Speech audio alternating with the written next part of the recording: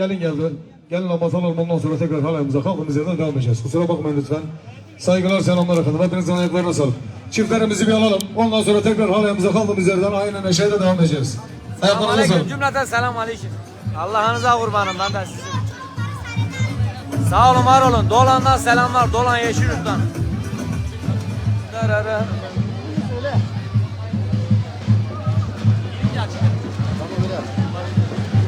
Bizi nereden izliyorsanız oraya selamlar.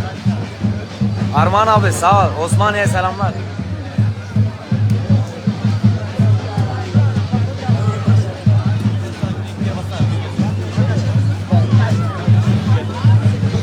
Hayırlı akşamlar.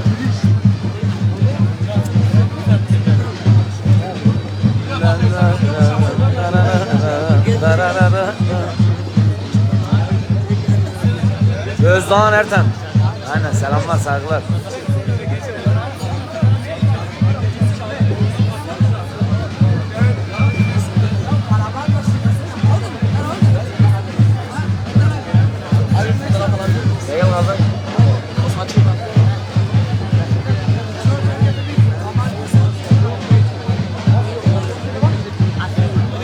Sağ ol canım, sağ ol.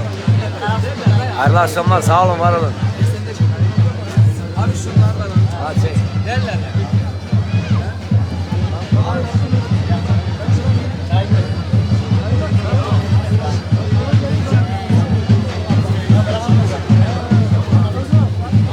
Antakya'ya da selamlar, hepinize selamlar.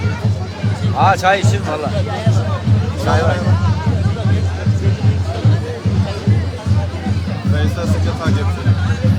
Al abi, nasılsın? Burada mı oturayım? Buradayım ama şu an burada ikamet ediyorum. Başla. Serap dolaşıyla Başla. Başla Bey. Efendim? Tamam, gelsin. Gel abla gel. Gel gel, utanma, gel gel. Aa, ben ineyim, hadi gel.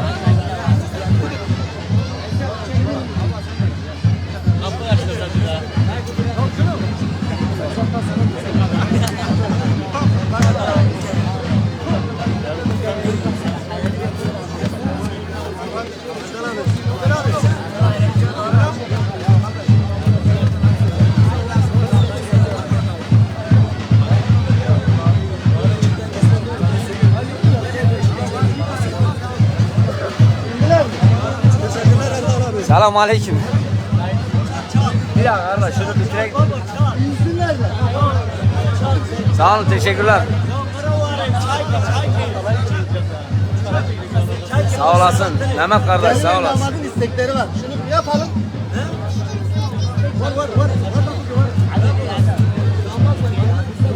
Evet, onu şu an ben hazırlamışım. 10 dakika müsaade et. Çekil kardeş. İşte tam bir şey oluyor. Daha güzel olsun. Kendi istek.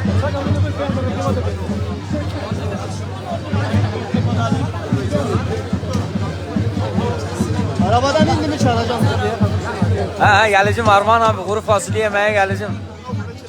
Anneme çok selamlar.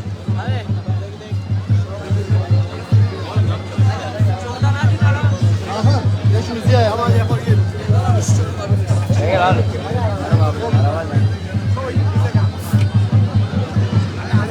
Sende bir bilgisayar düşündün var ha. Bilgisayar yapıyoruz az çok. Sağ ol abi.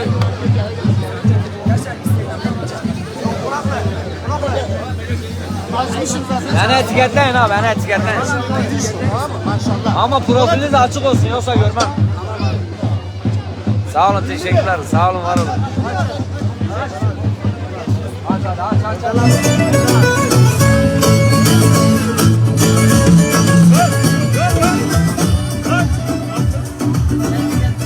Aho, ölmesin.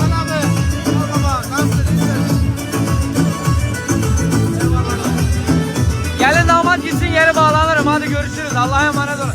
Çayınızı demleyin, öyle gelin. Allah'ınıza kurban, hadi görüşürüz. Sen benim her şeyimsin, sığdıramam sayfalara yaz, kalemim tükenir. Hadi çayı demleyin, öyle gelin. Allah'a emanet, gelinden sonra görüşürüz.